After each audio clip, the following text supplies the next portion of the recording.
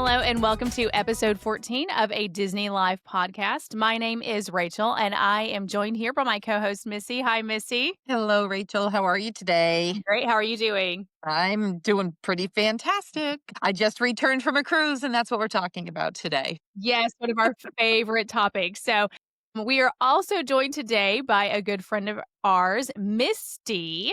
Hello, Misty. Hi, Rachel. Thanks for having me. Thanks for being here. We're excited. So, yes, as Missy mentioned, we are talking about the cruise that Misty and Missy just returned from. And today is all about Royal Caribbean. So, this is very different from what we typically talk about here on a Disney Live podcast, but we'll be going through their cruise on the Star of the Seas. Followed by that, we'll have a top 5 on our favorite things about cruising with Royal Caribbean, followed by a question about refundable versus non refundable deposits, and then a tip for you if you are booking Royal Caribbean.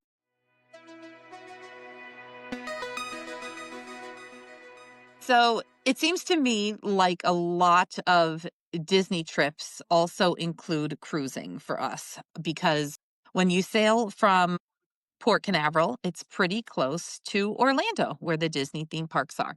So it was just a natural addition for my family over the years to add in some cruising. And from time to time, cruising with Disney Cruise Line was not an option for us, either because of timing or budget or various other reasons. Royal Caribbean seems to offer an excellent product that my family has enjoyed many, many times over the years. They have a variety of ships. And their newest ship, the Star of the Seas, just started sailing in August 2025 from Port Canaveral, Florida. So it's an easy drive from the Walt Disney World Resort. I was fortunate enough to cruise along with the group. We had 9 people in our party this August, and we did the 3-night naming ceremony cruise on Star of the Seas. So Misty is joining us today, and this is her first time joining us on the podcast. So thank you so much for being here, Misty. Yeah, thank you for having me. So, Misty, I know you have cruised quite a bit with Disney Cruise Line, but you don't have quite as much Royal Caribbean experience. Can you tell me a little bit about what you've done with Royal before and what you anticipated going into the Star of the Sea sailing? Absolutely.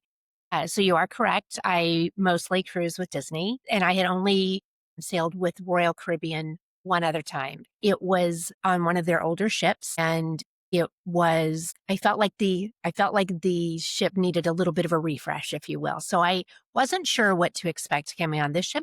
I knew it was the largest ship and the largest cruise ship on the ocean. And I thought that sounds a bit overwhelming, actually. I was happily surprised with the ship. I thought it was breathtakingly beautiful, easy to navigate, and lots of things to do on the ship. So I was pleasantly surprised. I think it's difficult for somebody who hasn't sailed with Royal Caribbean to really understand what the experience will be like. Certainly, it's very different going from ship to ship. Now, I did sail with Misty on that previous sailing of hers. It was a few years ago, and it was on Independence of the Seas. And she is correct. You could see a little bit of wear on the poor Independence. Still a fantastic ship. We had a great time, but when you're comparing it to the Disney Wish and Disney Treasure that we were sailing on in the same time frame, it paled in comparison. When you see the content that Royal Caribbean has put out there for Star of the Seas, the most noticeable thing, I think, in all of their videos is that upper deck with the thrill water park and all of the slides. The extremely vibrant colors, it looks like a kind of a wild time. That's a thrill area of the ship. And that is absolutely true for that part of the ship.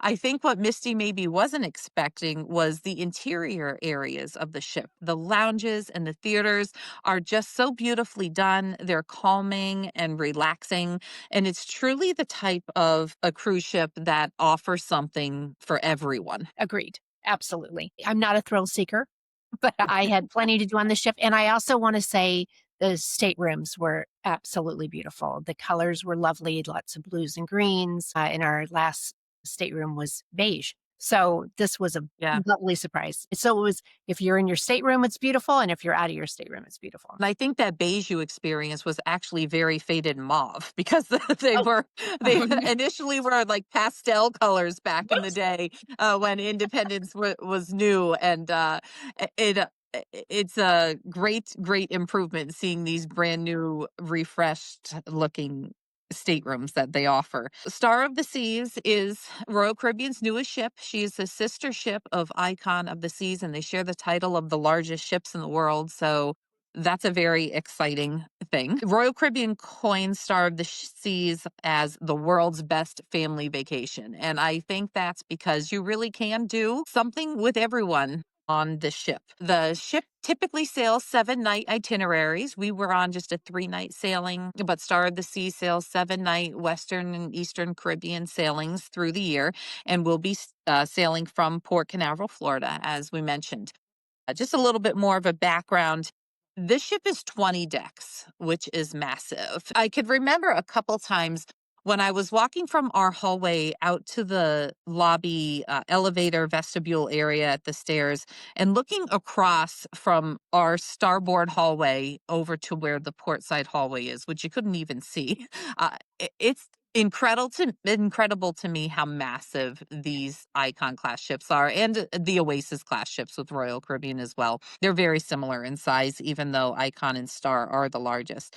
They have over 2,300 crew members on board and 2,800 staterooms. That kind of puts it into perspective just how big it is. Does hold over 5,600 guests at just double occupancy. And certainly we know a lot of the rooms on this ship actually cater to families, which is a newer thing to Royal Caribbean also. The three of us are accustomed to Disney Cruise Line having the family size staterooms to sleep 5. Royal Caribbean was a little bit behind on that, but with this Icon class of ships, they brought in some family size rooms that sleep more guests and are very appealing to family and offer a lot of additional space for during the day and some sleeping areas. The ship has 19 bars and lounges, which sounds like such a crazy number to have on one ship. And when I read that statistic, I went and looked and thought, wow, we really were at most of those too. Like we really got around. And they offer all types of different experiences. Some of them, of course, are pool bars, which are a very different vibe than something like the Pearl Cafe where you're sitting and relaxing. And to me, one of the biggest things I notice with the Icon and Star of the Seas is that they have 13 complimentary food options. So the older ships, like with what we experienced on Independence of the Seas last time, was much more limited. You had the Park Cafe and you had Sorrento's Pizza, of course, but other than that, in room service, you were needing to go to the buffet or to the dining room. There were just a lot more options on this ship. So to me, that those are all very welcome changes that Royal Caribbean has made in recent years. So our trip actually started at Disney World. Misty and I met with our group of 9 for dinner at the Contemporary Resort at California Grill. So Misty, had you ever dined at California Grill before? I had, and I loved it.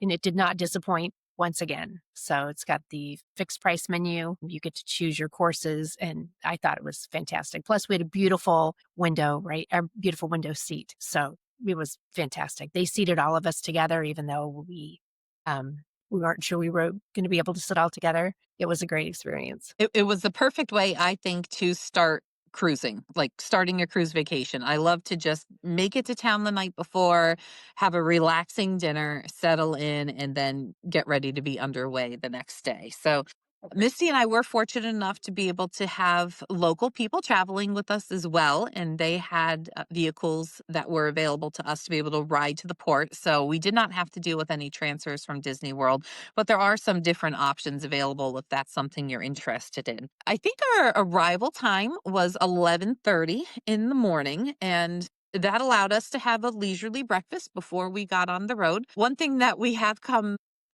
to need to pay a little more attention to, I guess, is luggage, because when my car went to load up, we realized there was no way we were fitting all of our luggage in the vehicle, and we needed to call Misty's car and say, "Hey, can you swing by here?" They were over at Coronado Springs at the time, and "Can you swing by the Contemporary and get some of our suitcases because we can't all quite fit in the car?" That's something to consider, not just if you're traveling with somebody local who has a car, but if you're getting an Uber or a Lyft, you need to take into consideration how much luggage space that vehicle may have.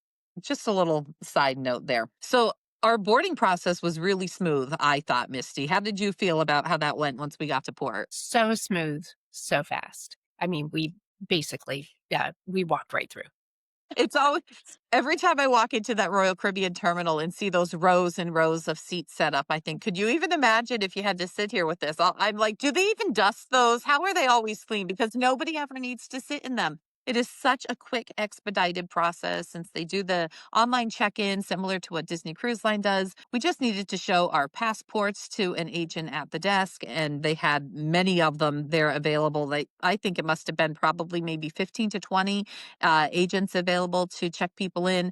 We went right over, scanned our cards, and walked onto the ship. I think that is the most stressful process of cruising, doing that part right there, but since they have made it so streamlined and so automated, it happens so quickly that I think that you don't even have time to get stressed out about it because 'cause you're just moving, and I remember my very first cruise was with Royal Caribbean and waiting in a long line because we had never cruised before, and that's always typically the longest line, just a long line of people to get through and get checked in, and have all of our documentation ready, and now it is so very fast that you have no time to even just think. You're just going, going, going, and then all of a sudden you're on the ship, so it's nice.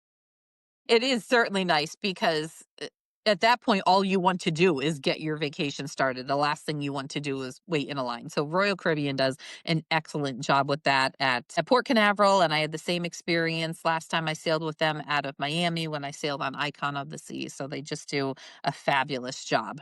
What was not so fabulous was our embarkation day lunch. We're experienced cruisers and we kind of knew what we were getting into. But for some reason we decided it would be best to start at Windjammer, which is their buffet on board, as did 5,000 other people. Literally everyone. Now, we've said before, we travel with groups pretty frequently, and we, honest to goodness, are perfectly fine if we needed to break off into smaller groups, if we needed to go two by two, or even take a seat at a counter or a bar and sit on our own.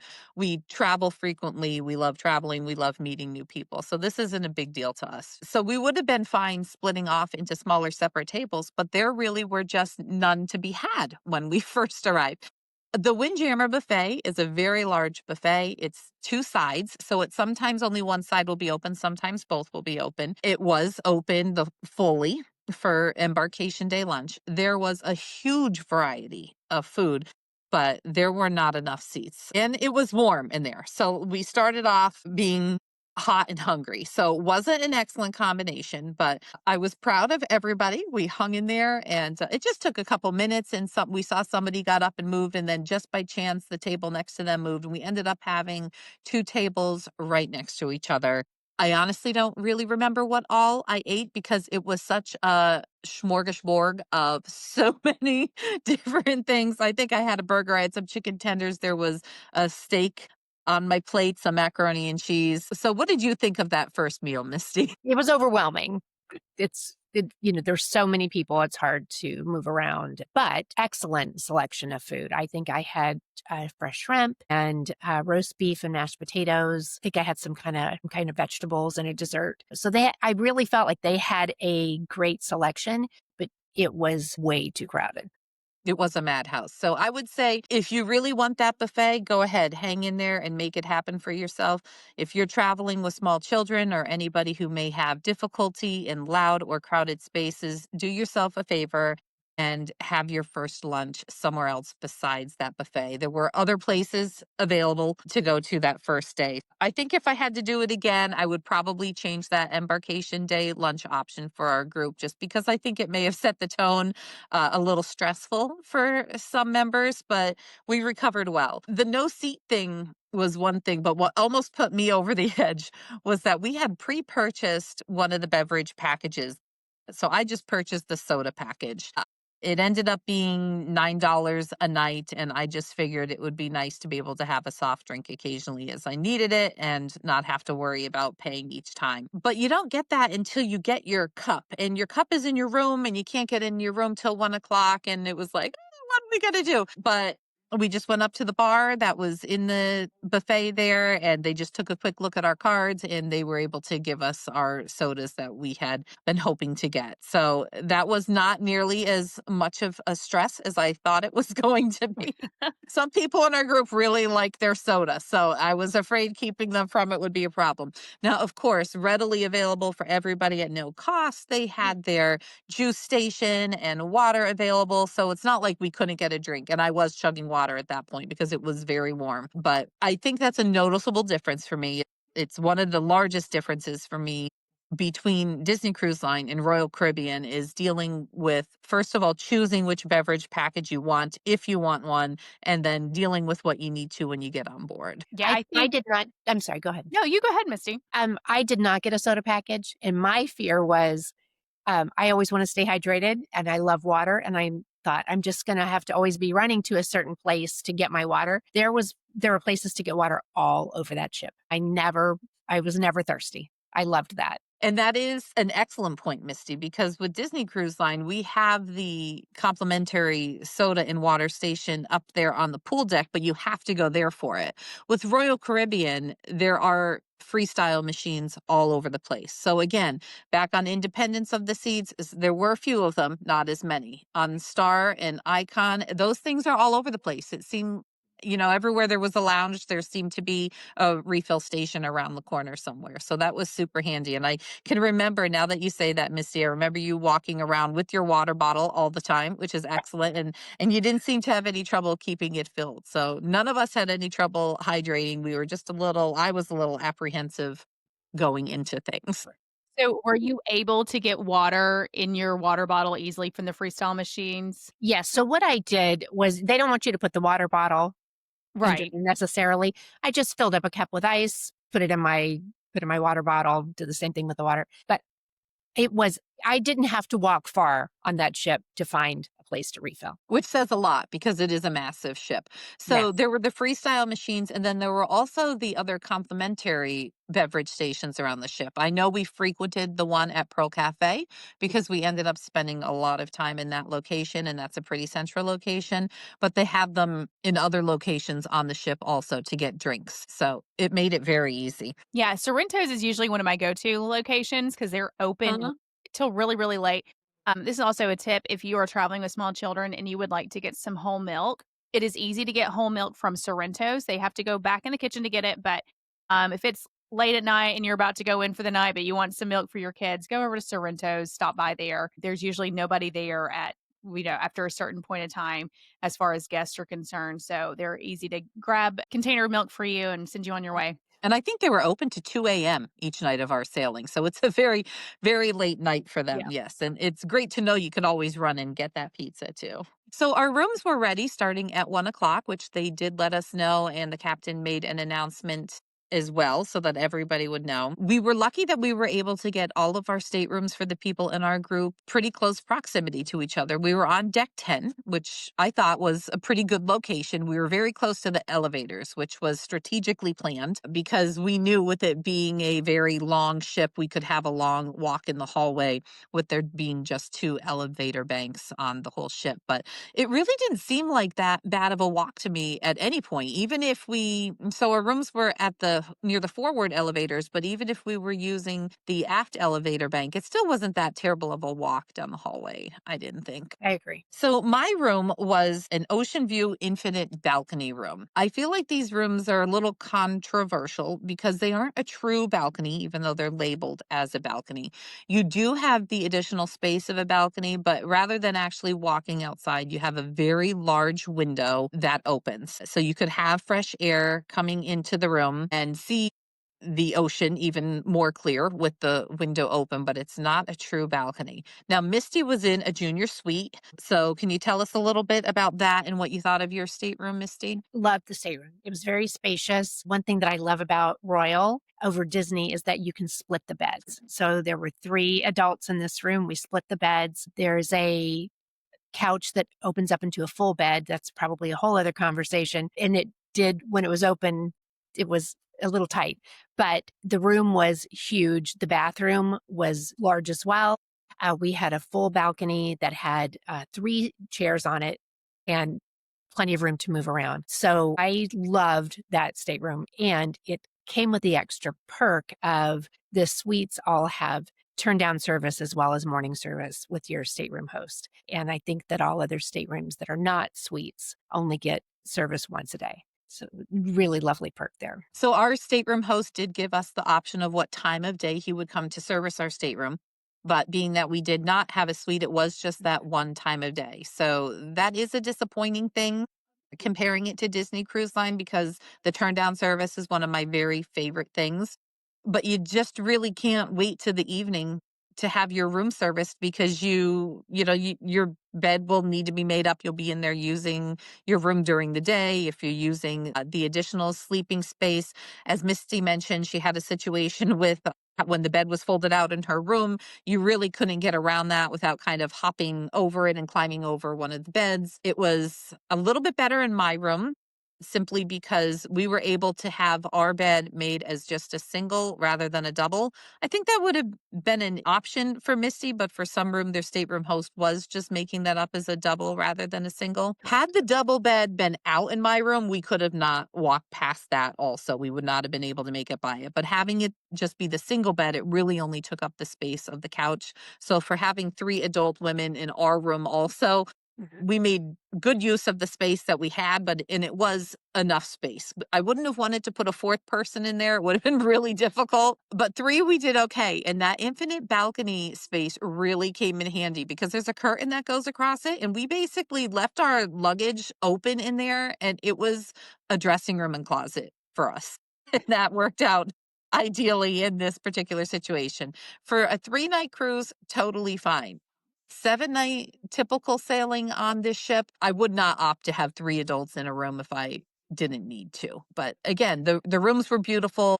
I like the junior suite, the new junior suite arrangement. It's different than on the other ships. On Icon and Star, the beds face out to sea rather than being along the wall and Hmm. and running parallel to the ocean. So because of that configuration, it made it a little trickier with the couch and the bed. Mhm. But again, you're on a ship, there's not a ton of space. So I think they did well with what they Oh, were working around. and we were able to slide our suitcases under the beds, Mhm. kinda tuck them out of the way. We completely unpacked. So, Okay. advantage of And you our have a full large closet, like a legit closet, not just a makeshift closet like we view. We had a legit 2 side in fact, we actually had we had 2 sides and then a little kinda skinny closet as well. Okay. Mhm. So there was room for 3 of us, but you're right, on a 7-night sailing, I don't know that I would want 3. It's cozy, it's cozy. You have to be close friends and really want to sail and experience it to make that work. So you also had a pretty large bathroom. The junior suites come with a much larger bathroom and a bathtub. Our room had a decent bathroom. I am impressed with the bathrooms in the regular rooms on the Star and Icon ships. Much bigger than other things I've experienced. Thinking back to, I mean, I've been on every class Royal Caribbean has and cruised with them many, many times. They still have some of those, what I call space capsules. Like it's a glass rounded shower door. You close yourself and you feel like you're going to be shot up into space or something like that from there. There's not a lot of elbow room for washing hair in those, but this is a great improvement. I think it's much longer and it's a little bit wider. There is a bench, like seating in there if you needed to set some things in. Just overall much better bathroom than I've seen on previous Royal Caribbean ships. So that's worth mentioning in all of the regular rooms, that is not just in the junior suites. So once we put all of our things in our rooms, our luggage was arriving very quickly. We all took a little bit of time to settle in and then we toured around the ship and there was a lot of ship to see. We did take some time to look down at Adventure Ocean, which is their kids club area. We did not have any kids traveling with us and the clubs were open, so we did not go inside of them. They just let us peek in. We didn't take any pictures, obviously, out of respect for the privacy of the children who were participating in the clubs. They seem to have a really great program there. Again, leaps and bounds above what I remember seeing of Adventure Ocean on my daughter's first Royal Caribbean cruise in 2014. I mean, back then I was not leaving her in there. I took one look and said, "Nope, okay, she is staying with us. She does not need to go there." I don't think I would hesitate at this point. They really seem to have gotten their act together and they're doing a fabulous job with families on these ships. So, uh, I was pretty impressed with that. It looked fun. The kids seemed to be having fun and Yeah, I agree. Bright, colorful, beautifully staffed. I don't have littles, but I wouldn't hesitate leaving them. So Adventure Ocean is located towards the aft area of the ship and is very close to Surfside. Surfside is the area in the aft in the middle, I guess I would explain it, that is open air. It's open to the skies above and it's opened out aft in the back. It's in the same area that the boardwalk is on the Oasis class ship. So if you're familiar with the Oasis class Royal Caribbean ships, it's where the boardwalk was. I love that they reinvented this space for Icon and Star of the Seas. Rather than it being the area where the Aqua Theater is housed, they moved the Aqua Theater to the front of the ship and enclosed it, which makes a ton of sense and I think is a great change. And then they put a splash pad and pool area downstairs for the little ones. So it's really a family friendly area. I feel like on the Oasis class ships, that area is a little bit wasted. They have the small carousel, but it doesn't take long to do that. And there's only so many times your kid's going to want to ride the carousel. And other than that, there are a few restaurants, but there really wasn't a ton of other entertainment in that space. So they really upped their game there and utilized that space Yeah. to its fullest. I think my favorite addition to that area is that there's complimentary food there now. So on the other ships, you may have Playmakers or Johnny Rockets that are an extra cost, but on Icon and Star, you have a takeout window with quick service food. You have the I think it's Surfside Eatery, they call it. There's like a whole buffet in there. It's not a huge buffet like upstairs, obviously, but there is indoor seating and outdoor seating. And we did spend some time there. So that was something we did, even though we hadn't had lunch very long before. We swung by there. They had little churros, right, Misty? I think that's where they had the little churros at the takeout counter there. Fresh, hot, bite-sized churros. And at this point, I was starting to struggle again because we had been to our rooms and our cups were not in our rooms like they said they would be. And here we are sitting to eat again and still no cup. So I just mentioned it to a server and said, do you know where we can get the cups? And she said, oh, they have them at any of the bars. You could just walk up to one of the bars and get them. But she offered to go and get them for us, which was super sweet of her. So she took our key cards and went and scanned them and brought us the cup. So we finally were able to have our soda cups to refill. There was a Coke Freestyle machine right there in that Surfside Eatery that we were able to use, as well as the full drink station where you can get water and juices and coffee and tea and all of that kind of stuff also. So I think that area is just fantastic. And if I had little ones at this point, I would see us spending a lot of time. Most of our days on the cruise would be down there, I think. Misty, how was the noise in that area? I didn't find it to be noisy. Okay. No. Yeah, I'm No, I just didn't think it curious was. because you do have the balconies that open up to that, interior, so they're a little bit less expensive sometimes than the ocean view balcony, so it's a great way for families to have a place to sit. But I was curious about the noise, especially with the splash pad there. It seems like it would be a little bit noisier than it would be on the Oasis class. I could see how that would make sense. I think that maybe, in the middle of the day when there were a lot of kids using it, if you had one of the rooms that were further back, you would notice it more. I think sound is probably more of a concern in the Central Park area, which is the same as on the Oasis class because Which is interesting. That's interesting, yeah. we do have live music there a lot, which is so relaxing. And I love to just sit in Central Park and experience that. But I could imagine if you were in one of those Central Park facing balcony rooms, you may get a little bit of the noise from that. But it really wasn't, I didn't think it was a loud place. It didn't seem like a loud place to me. Now, I didn't notice them playing loud music there like they do up on the pool decks. I can't say for certain if they did or didn't. There must have been some type of music for ambiance or something, but I don't remember. It wasn't like loud DJ type situation down there Okay. at all. It was very, very chill. So we toured around more. We went back in and past the Pearl. So the Pearl is a giant structure in the middle of the ship. Some may say it reminds them of Spaceship Earth because it's a giant ball, basically. There is a staircase inside of it that leads to the upstairs. It's just a great photo op. It's a great piece of art, really, to see. And I believe it actually offers some structure also that in that it's like helping to support the ship. So we walked through that area. We stopped by Sorrento's just to check out a slice of pizza to see how that was. Again, they had the Coke machines there as well as the regular beverage stations. So we were finding that type of offering all over the place. Um, and by then, it was already time to get ready for dinner.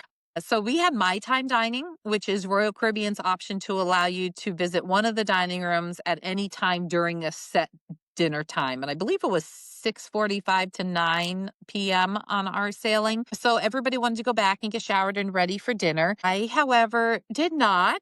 I decided that I was not going to get on a pool on it or on a ship on embarkation day and not go into swimming pools. So I took a quick little run up to deck 16, I believe it is, to the Chill Island area, which is what they call their pool area on the upper decks there. And I went to Swim and Tonic, which is the adult only pool swim up pool bar option on Star and Icon. This has been a recent change because on Icon it was open for anyone, like for all ages. And just recently they changed it to 18 plus. I think it's 18. I don't think it's 21. Almost, I think it's 18 plus, and it is on Star as well. So I went up there and I had myself a drink and just relaxed for a bit. And then I went down and got myself ready for dinner. I probably only had 20 minutes up there, but I just had to do it. And I'm glad I did because I really enjoy that area of the ship. Star of the Seas and Icon both have pool areas kind of spread all over the place. And they're decent sized pools too. They're not just little puddle pools. There's a giant one right in the center, and then there are a few other ones spread around. And then the adult only area, the hideaway, is all the way aft up on one of the top decks. So that's something that I love having the ships have pools all over the place because I mean, that's why I cruise. Pools are my favorite thing. So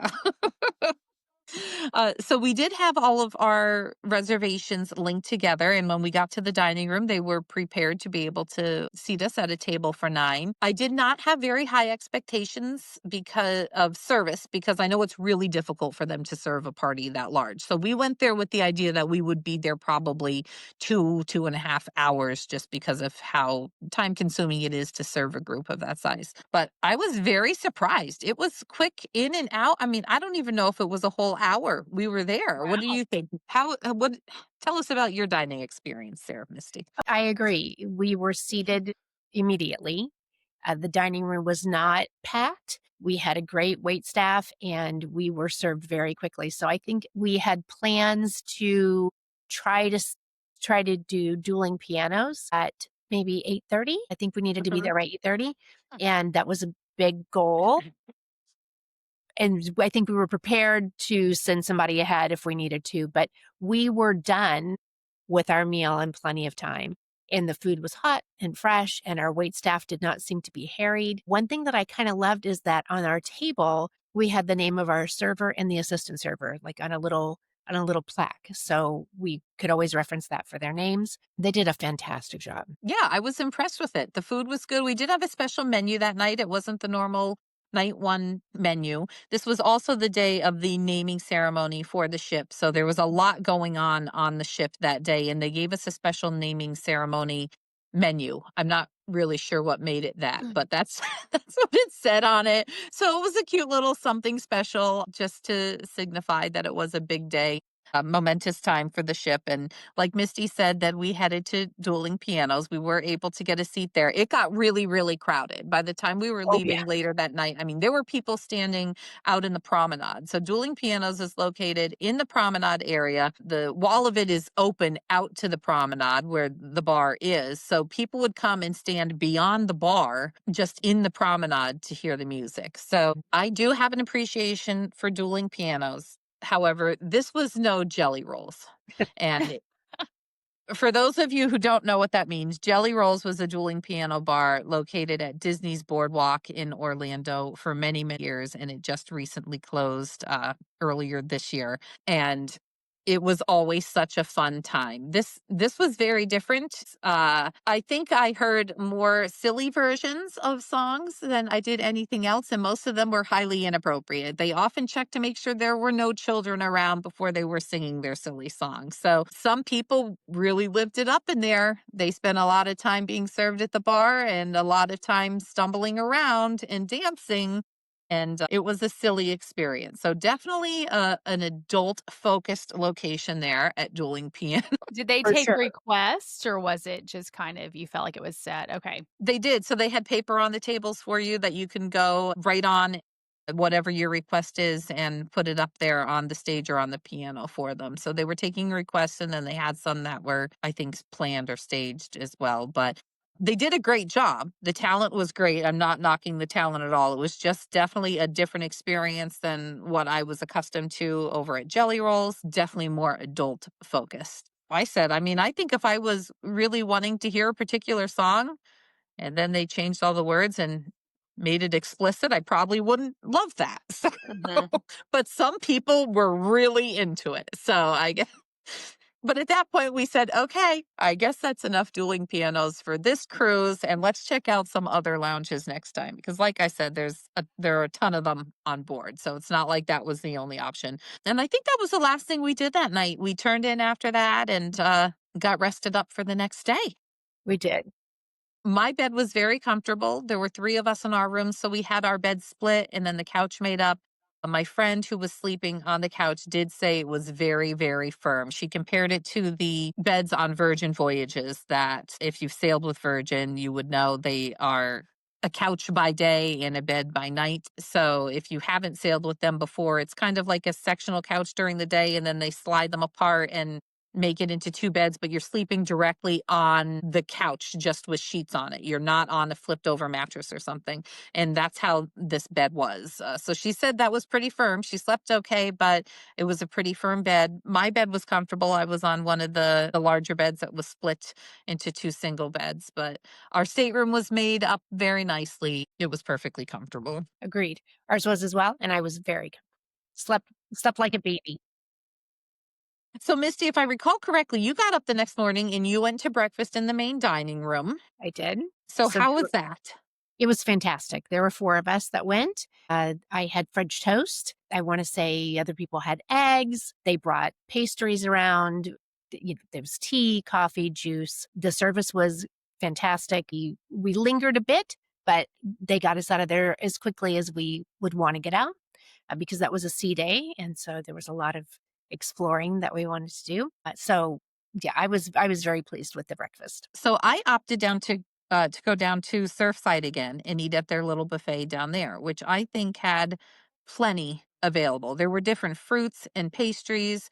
They had eggs and omelets, French toast sticks, pancakes, waffles, pretty much, I think most things of what they had upstairs in Windjammer, but it was just a much smaller area and there was barely anybody there. I think maybe 1 or 2 other tables of people in the whole place.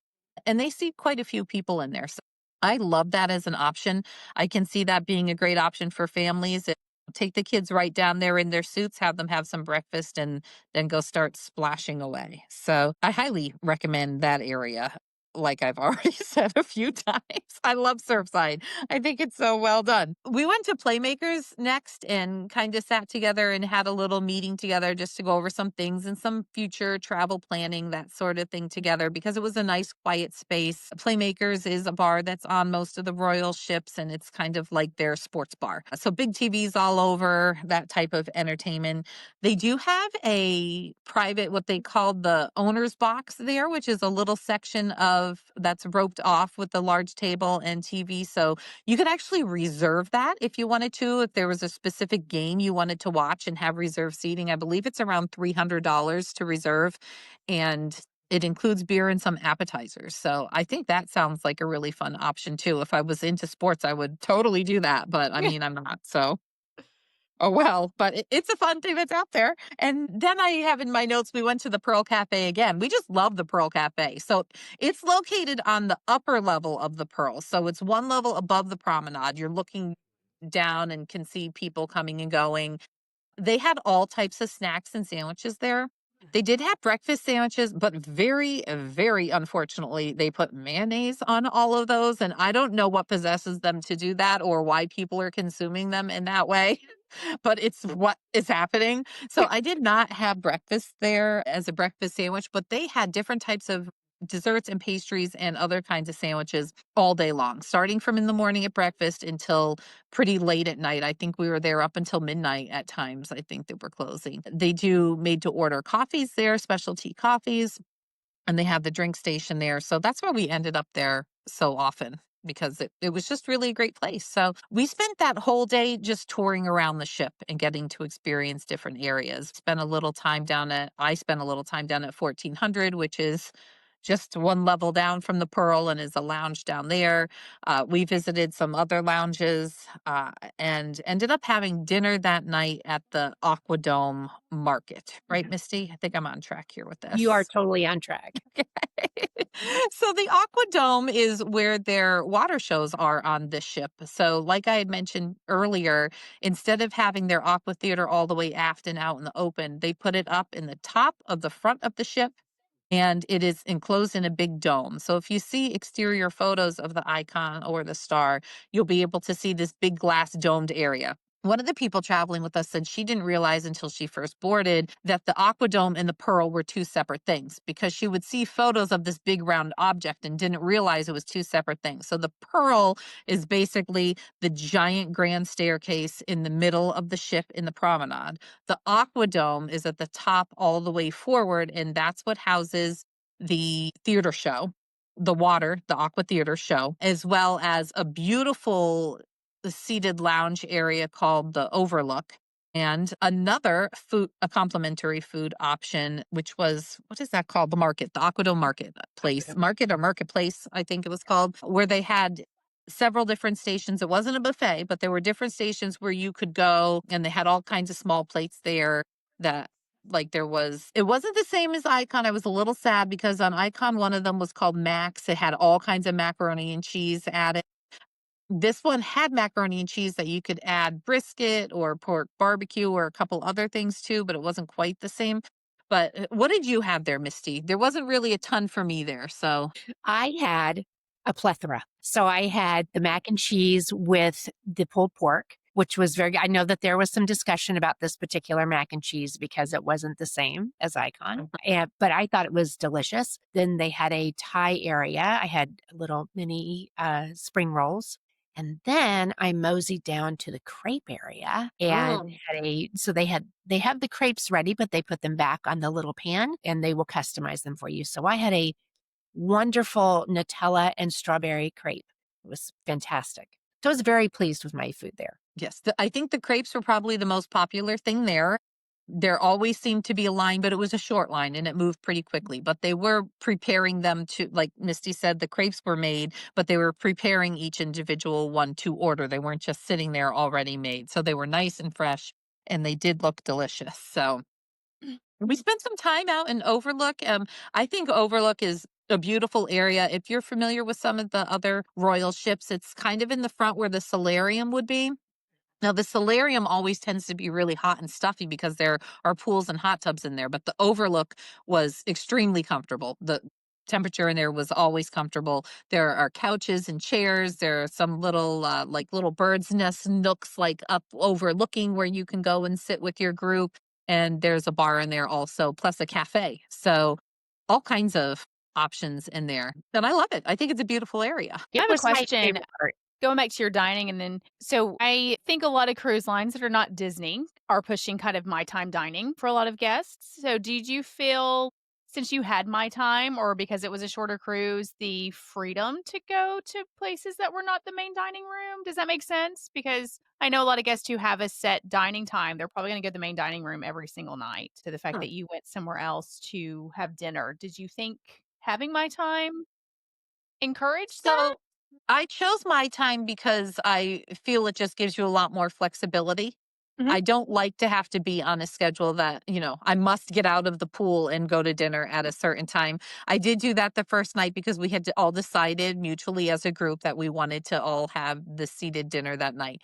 That was the only night I went to the dining room was the first night. Some of our group went other nights. I prefer just because it gives you the flexibility to go to dinner when you want to go to dinner rather than having to go to a seated time.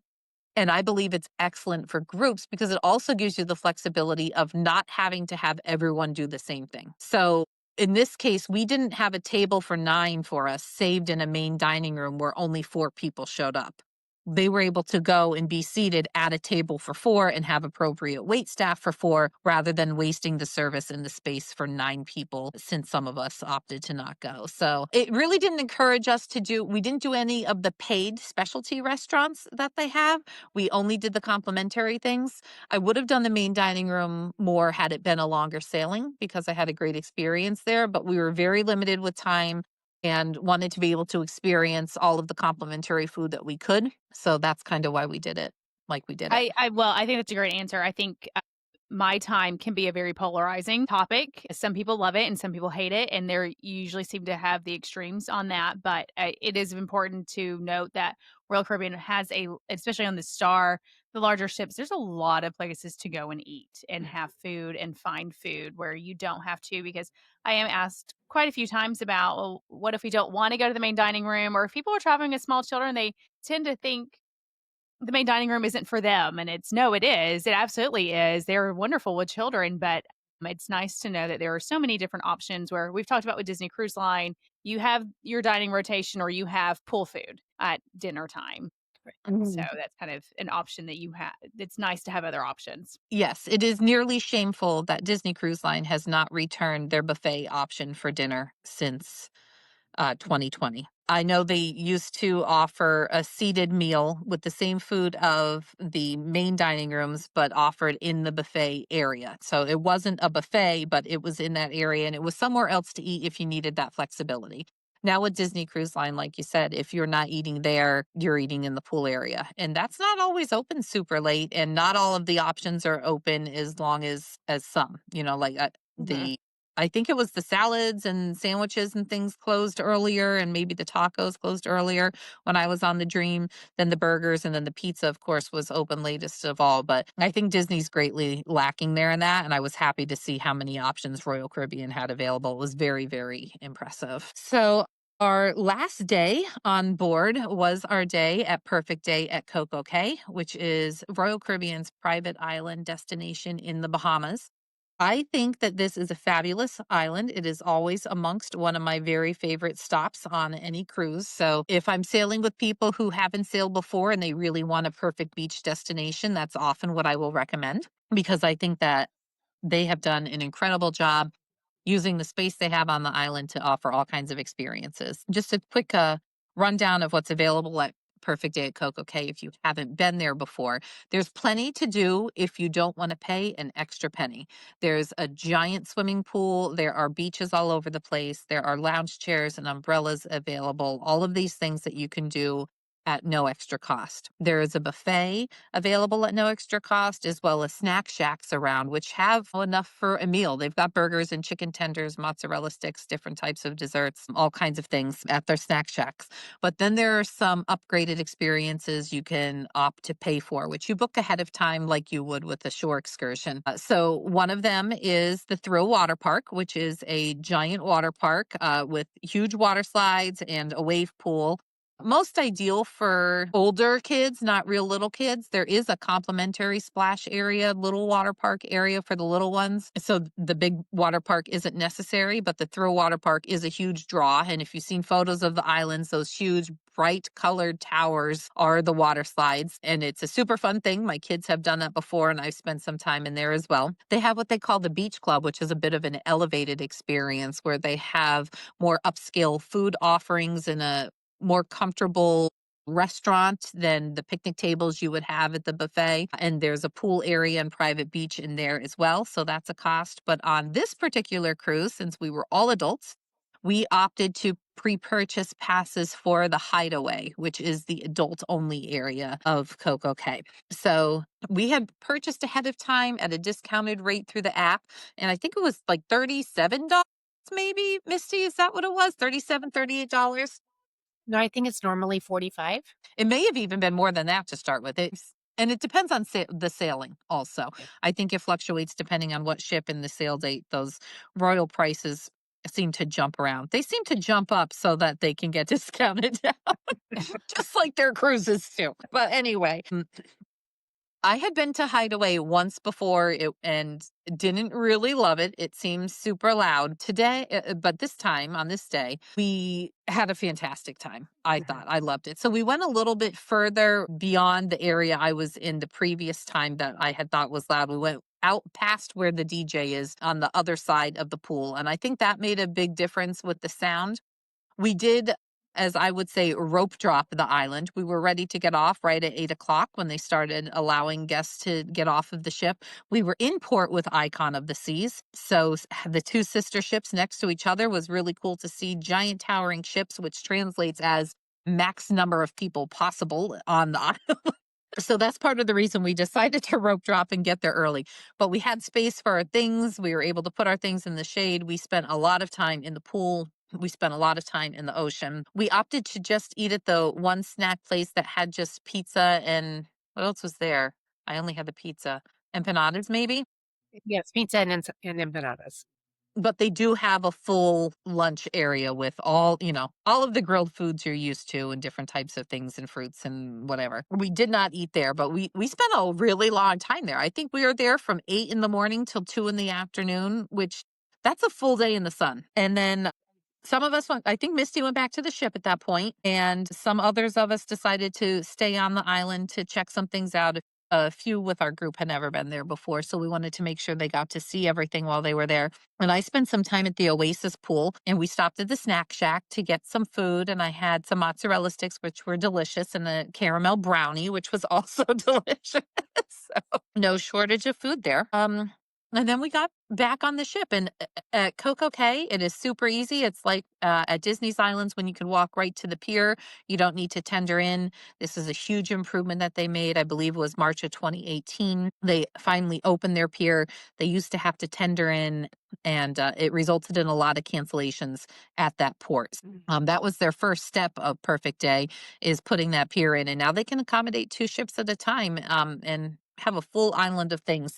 I'm eager to see all of the things that they bring with their other Perfect Day options that they've announced and are currently working on, and we will certainly check that out when the time comes. So, Misty, I'm curious your thoughts on it because, as you said, you've cruised with Disney Cruise Line a lot. And so you've probably been both to Castaway Key and to Lookout Key as well. So, I'm curious what your thoughts of the comparison between those private destinations. So I appreciate very much that Disney Cruise Line is working hard to preserve the natural area of the Bahamas. However, I think Perfect Day at Coco Cay is the superior experience for families looking for more options than to just be on the beach for the day. A lot of people can't be on the beach for various reasons, or they just don't want to be in the sand. So I appreciate all of the other activities, the splash areas for kids. If you have little kids who maybe you don't swim or you don't want to be in the water, but your child wants to and they can't go on their own. You have different splash areas available at no cost.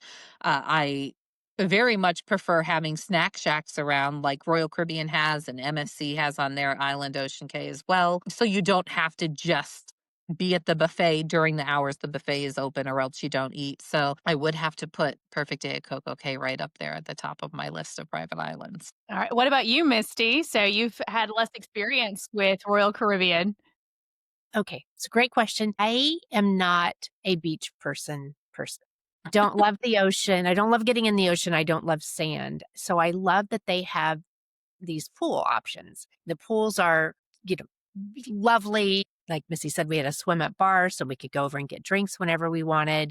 It was kind of an infinity pool situation, so you could walk to the edge and look at the beach, which I think is the best of both worlds. You can see the beach, you don't have to get on it. So I did over the Disney's islands, did prefer our time at Hideaway. And I think pool is a game changer. Like Missy said, not everybody can be on the beach all day. So we were able to float around, wear our hats, stay cool, duck into the shade, plenty of places to sit there. I really enjoyed it. And these are big pools. These are not Oh, cruise yes. ship size pools. These are large pools. So there's plenty of space for people to go into them. Yes. So I believe the pool at the Hideaway is larger than the pool at the beach club. Now, of course, they're limiting how many tickets for each area they sell Mhm. as well. So it's not like you're going to have a situation that it's really overfilled. But the Oasis pool, which is the complimentary one available to anybody, on the island. It's like the biggest pool in something. I don't know if it's in the Caribbean or I don't know. It's huge. It has like some designated Is size. it the Bahamas? Like, I think there's the largest pool in the Bahamas or something to make that distinction It's because the they're biggest pool somewhere, and it's yeah. really, really big, and there's plenty of space in it. And there's a zero entry area on the edge of it, and then there's a swim up bar there as well. And it's just a really, really big pool in the middle of the island. So I think it's great. But because I was in the pool all day long and in the ocean all day long, and then in the other pool, then when I got back on the ship, naturally, I went up to the hideaway on the ship, not to be confused with the hideaway on the island. They also have the hideaway, the adult only area on the ship. And then I went in that pool until it was time to sail away. So that pool's all the way aft and had a spectacular view of of not castaway, of perfect day at Coco Cay. So as we were starting to sail away, I was able to be in that pool, but we did have plans to meet up at 5:30 for dinner, and that's exactly when we were pulling away. So sadly, I did have to drag myself out of the pool. That was enough of the water for me for that day. And, we ended up meeting everybody at the taco place out on the pool deck, El Loco Fresh, I believe it's called. An option it's really not a dinner option. It's open up until 5:30, so that's why we had to be there, I think by 5 or 5:15 we actually met up, not 5:30 because it closed at 5:30. But it's really a quick grab and go type option for when you're on the pool deck and you're swimming and you want to grab lunch. It does have some outdoor seating. I am not really a taco eater, but based on the reactions of those at the table around me and how we went to seek other food after, I'm going to guess it wasn't that spectacular. But probably if you're out of the pool for the day and you need a little snack, it serves its purpose. What you have a review on that, Misty? I know you had some food there. This was my least favorite eating area. It was fine. It just wasn't spectacular. They had Mhm. burritos, you could make your own tacos. Then they had what they called a salad bar for your toppings, lettuce, tomato, sour cream, guacamole. I was a little suspect of that sitting out Yeah, in the was it heat. wilting in the sun a bit? Yeah, that's a little No. it's a hot So day for that. they had chips and melted cheese that you could put on it, make your own little nachos. It was fine. It wasn't delicious. And I want to tell you, just to backtrack super quick, on our sea day, I had my very first smash burger ever. And my Oh, I skipped by that. Yeah, we stopped at the oh my goodness, what's it called? Not Baseline. That's a Hollywood Studios. Base Camp. It's called base Base camp, Camp. It's back in the Thrill Water Park area, and it's complimentary food back there as well. Yes, I forgot to mention that. so good.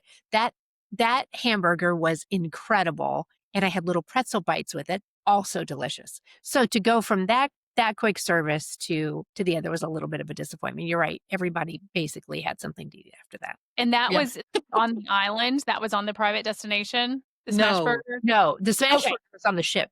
okay, I was about to say, that's very impressive. No, okay, so it was on the ship. Yeah. Oh, yeah, not Thrill Island. What is it? That's not what it's called up in the back. The water six something six hurricane something. I forget what it's called. Whatever they call all of the water slides up at the top of Oh, the yeah, okay, on the ship.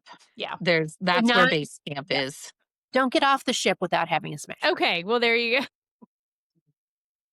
And then we spent the rest of the night really just lounging around. I had stopped by Lou's Jazz and Blues on in the Central Park because they had some live music there.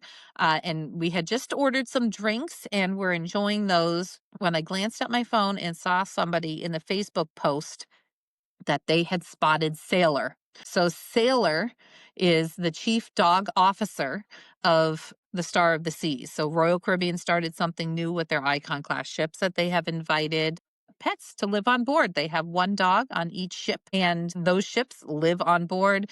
They get off of the ship at Coco Cay. They spent some time together. I've seen some videos online following them that they did spend time together. And they when I spoke to Sailor's handler that night, she said there was one more meetup with her sister Rover coming up, and then they wouldn't be seeing each other for quite some time because they're on opposite itineraries. But I guess they do meet up with some pups other places. But I believe when Icon first started sailing, Royal Caribbean had just said they figured it would, A lot of parts of many families is to have pets, and that's something you miss when you go on vacation. So they wanted to add that aspect into their ideal family vacations that they're trying to plan for us. And that's why they started to have these dogs on board. So they are dogs that are used to being around people. They're very well trained. And they are not service dogs. Their service is just to be there and be a pet. So as soon as I heard Sailor was down there, I leapt up and went running as fast as I could to get down there because I wanted to be able to spy her. I was able to give her a few pets and some pieces of her kibble that they had out for treats, and that was a fun experience too. Then I ended up back at the Pearl Cafe again because pretty much I just always went there. I feel like we went there all the time. Misty, what did you do? So I'm kind of an early to bed, early to rise kind of girl. When everybody split up, I went back to the room, packed, enjoyed, looking out at the ocean from the bed.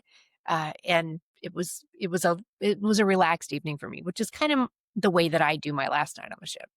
I don't think any of us packed our luggage and sent it ahead of time. It was an option, of course, like it usually is, but we didn't have a whole ton with us since it was just a 3-night cruise. So I didn't even pack until morning. I hate packing no matter how long my cruise is. It's never, ever long enough, and I never want to pack at the end. So we were up pretty late that night. One of my other favorite things to do on ships is to see other ships, and I keep track of them online using an app and a website. And I was able to see that with where we were located, I knew we would be able to lay eyes on a few Disney Cruise Line ships. So it was super exciting. Right in a row, we were able to see the Disney Wish and the Disney Magic, one after the other, following each other. They were heading to the Bahamas when we were heading back to Port Canaveral. So it's always fun to look out and see those bright red funnels there. Since our roommates were sleeping, we opted not to go back and see them from our balcony. So the best place we were able to find was down on their promenade deck, which I think is 5 on that ship. So we were out there peeking between lifeboats to see the red funnels in the distance. I'm entertained by bizarre things. I know that. But anyway, love seeing other ships when we're out there. It unfortunately was not the right timing to be able to see any of their fireworks. But one of these days, I will be on a ship that is not a Disney ship so that I could see the fireworks from afar. So there's a strange goal of mine. And the day that we disembarked, I think went really smoothly. We all gathered down at the Pearl again. The Pearl is the center of the ship, so it was quite a common gathering place. And that's where you take the escalators down to the lower level. There are escalators, which I think is handy. It makes it a lot quicker than dealing with elevators and stairs. So we took the escalator from by the Pearl to the downstairs. We're able to disembark very speedily. They had a very quick process walking right off the ship. They used facial recognition if you had used a passport to board, and we were able to get off the ship even quicker than we got on. So, I just Misty, looking back at it, is there anything that you would have done differently or that you wish you knew ahead of time about the ship that would have made a difference for you? I think if it had been a little bit longer cruise, I think I would. I did not do the shows, and I think I would have really enjoyed the water show. I wasn't willing to stand and watch. And I heard that Back to the Future was just incredible. I also, because I'm a very light packer, I did not have closed toed shoes with me. I just had sandals, and I will definitely on my next Royal cruising take closed toed shoes so that I can do laser tag. And on this particular ship, they have the Crown's Edge, Hmm. is a kind of an obstacle course slash zip line situation where you go out over the ocean for a few seconds. And you definitely have to have closed toed shoes for that. So I couldn't even entertain the idea of it because I didn't have that. And there were 3 in our group who were very brave and did it and got it a highly discounted rate of $10. So Hmm. you get a video with it. There's a camera right on you, and it looked really cool. So that's something that I would do. Those are 2 things that I would do differently. I would do the shows, and I would bring my closed-toed shoes for options. And Royal Caribbean does have some incredible theater shows. They're full length shows. They're not just shortened down versions like what you may experience on one of the Disney ships. Again, Disney ships have incredible shows as well, but the shows on Royal Caribbean do take quite a bit of time. I have seen the Aqua show before on Icon, so I did not take the time to see it on Star. But yes, you need more time. You need more than a 3-night cruise. These ships are absolutely designed to be a full week long vacation experience. So I'm thrilled that we had the opportunity to enjoy those 3 short nights on board. We did to its fullest the best that we could, and I would not hesitate to recommend it or to sail on Star of the Seas or Icon of the Seas again. So thank you so much for joining us, Misty. We appreciate it. And I always love to hear the thoughts of those who are used to cruising with Disney but are adventuring out to try other lines as well. So thank you for sharing your experiences with us. Oh, it's my pleasure. Thanks again for having me.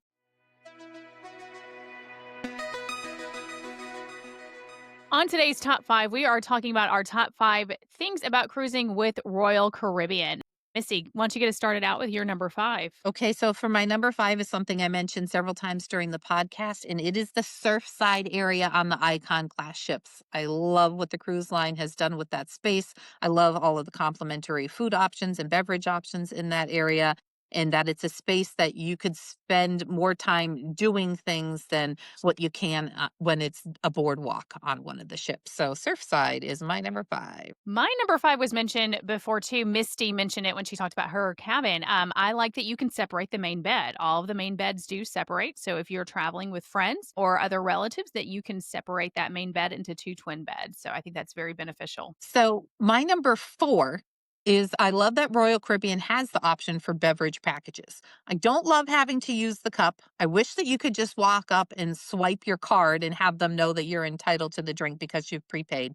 But I do love that there are all inclusive type options there. So if you're somebody who is an adult and is desiring to partake in multiple beverages a day, you don't have to worry about counting the cost on that. You're able to just drink away and enjoy. Along with that, in a way, I like that as soon as you deposit your cruise, you can start booking excursions and activities for the island or for onboard light drink packages. And I know that you two can attest to this on Disney Cruise Line. You have to wait until your booking window, and then it's kind of a guessing game. Is it still going to be open? Are these activities still going to be there? So if you booked plenty in advance out with Royal Caribbean, you do have the option to do that. You also have the option that they do run sales frequently, typically around holidays. There's a Labor Day sale going on. There'll be a Black Friday sale that if you do purchase a drink package, like the soda package for $9 a day, sometimes that goes on sale. You can always cancel it and repurchase at the sale price too. I think that's beneficial. All right, Missy, number three. All right. So for my number three, I'm going to give a little bit of love to the older ships because we focused a lot on Star and Icon and even Oasis class ships. But there's something about the older ships that I absolutely love. And that is the Viking Crown Lounge. So, the Viking Crown Lounge is a lounge with large windows that's in the center of the ship and overlooks the pool areas and has absolutely gorgeous views. You could see out to sea and overlooking the ship. So, when we're sailing on an older ship like a Freedom class, a Voyager class, those ships have these Viking Crown lounges, and that is one of my very favorite spaces. Okay. So my number three would be the fun activities on board. I've not been to one with dueling pianos, but they have a lot of fun games that they play. They're Finish the Lyric is one of my favorite ones that they have that you can go to, and they do try to make it very group centered activities. So I think I love trivia. Obviously, there's almost always a trivia game going on at multiple times during the day. Very different from Disney Cruise Line. Very different theming and things like that. Finish the Lyric is not Disney songs on Royal Caribbean. So I like all the games that they offer, the fun activities on board. So for my number two, I was really having a hard time narrowing it down here. So I have like a kind of general response, but then more specific. So I love the unique spaces that they have created that make you feel like you're somewhere else. So I have two specific examples of that. I love Central Park on the Oasis class and Icon class ships. And I love the Seaplex option on the Anthem Quantum class ships. I love that they've taken that space and used it for something that guests can utilize regardless of the weather. For Cplex, that's where they do their bumper cars and their trapeze things and have all of their gaming and everything. And when you're sailing from inclement weather, that makes a huge difference. So I love the Cplex area and then the Central Park area, I just think is such a calming and relaxing area, which may seem contradictory. When I first heard that it was going to exist way back, I thought, why would I want to pretend I'm in a park when I'm at sea? But now that I've experienced it, it's just so tranquil and relaxing that it made number two on my list. Yes, Central Park is one of my favorite areas on the ship too. So, number 2 for me is that the buffet is open at night. You can go to Windjammer at night, you can go to your early dining time, and then later on, you can go to the Windjammer and see what they have. There's often many of the same main dining entrees you'll find out on the buffet, but they usually have some things different. They also have different desserts. So, I like that. I go and get about an 8:30 PM snack in between doing something else, and then I go on my merry All right. Well, for my number one, it's probably not too surprising after the discussion we just had, but I love that so many of the Royal Caribbean sailings visit Perfect Day at Coco Cay. I think it's an ideal island destination, and it's my number one. It's my favorite thing. That's my number 1 too, and I would agree, but I like that the island is circular. You can kind of make a giant loop around the island and see everything. Castaway Key, you cannot do that. It's kind of a one way in, one way out, and so, and as a mother of small children, there's a lot that my children can do that don't involve going to the beach because I'm like you, Misty. It's pretty to look at, pain to clean up, so I like to have the other options there. All right, well, that's our top 5 for today with Royal Caribbean. So thank you for following along with that, and we hope that you found some things to check out on your next Royal Caribbean cruise.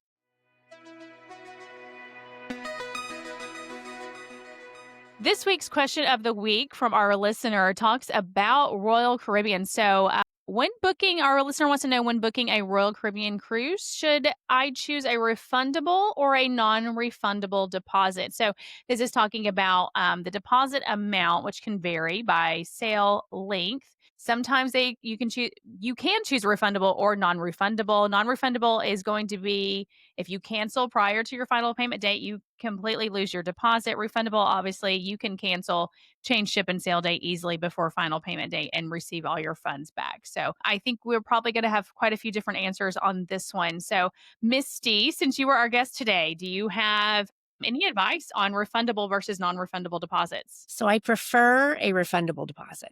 However, I've noticed that there's a significant price difference between the cost of your cruise with a refundable versus a non-refundable deposit. So I think you need to weigh heavily, is it worth it to take the risk to get the savings, or are you going to risk your deposit, which is often around $500 or $1,000, and the chance that you might have to cancel and you would lose your deposit? That's a great answer because it is a consideration to make. Missy, what about you?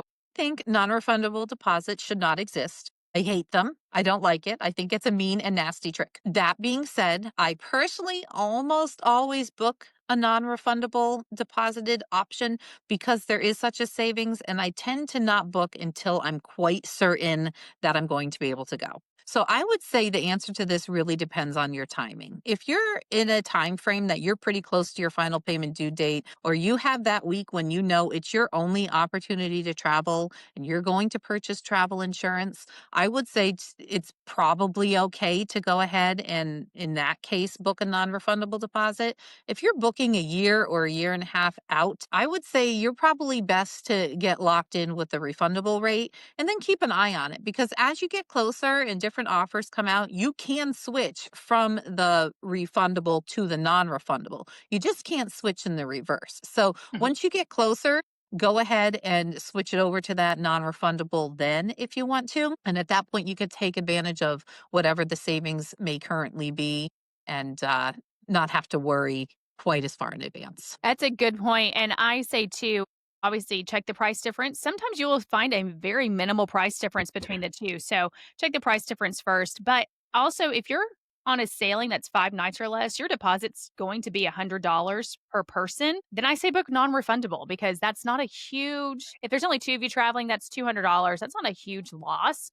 Also to note, you can if you have a non-refundable, you can move your ship or sail date, but it is a $100 change fee per person. So, if you're getting close to final payment time and you know, oh, we can't really make this date, we need to make another date. If you have the non-refundable, you can move your ship or sail date for a $100 change fee per person. So, if it's a longer sailing, you're not losing your entire deposit. But if it's a shorter sailing, then it's a wash. Basically, you might as well just rebook the cruise instead of having the $100 change fee too. It's up to you how you want to utilize that. But, so yeah, there's definitely I agree with both of you, they should not exist, but unfortunately they do. But just be careful. If you are booking directly with Royal Caribbean, they are going to show you the non refundable deposit first every single time. You kind of have to search for a refundable option. So keep that in mind too, that that deposit amount is going to be non-refundable of what is presented to you as you're going through their process. If you have a question that you would like to have answered, please send us an email. We have two email addresses. We have podcast@storybookdestinations.com or a Disney Life at storybookdestinations.com. We'd love to hear from you there, and we'd be happy to answer your questions here on our podcast. You can also follow us on social media. We have a Facebook group called A Disney Life where you can come and see different things that we post throughout the week, as well as an Instagram. Our IG handle is a Disney Life Pod. That is also our name on TikTok, too. We do have one of those. So come check out our shorts from our episodes on those.